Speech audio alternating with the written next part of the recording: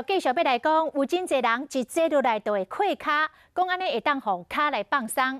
也毋过医生讲，这个溃骹是一个歹习惯哦，毋但骨盆会歪起，两骨嘛会弯翘，而且嘛影响到男性来生囝。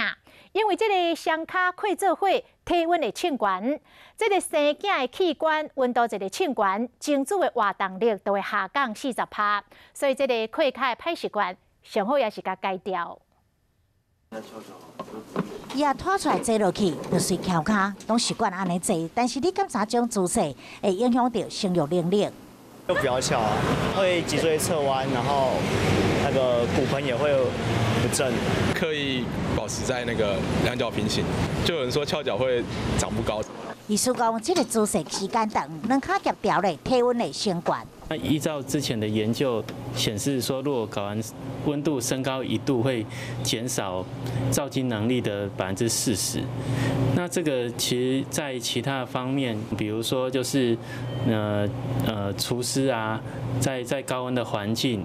另外，女性长时间若是翘骹，恐惊会引发到皮肤湿疹，或者是妇科感染，也会影响到全身。因为将翘骹的姿势会造成骨盘歪颤、两骨侧弯、关节肩胛顶倒，嘛会引起下骹只痛痛。姿势唔对，这身体处处拢受到影响，赶紧把骹放落来，唔通搁再翘骹。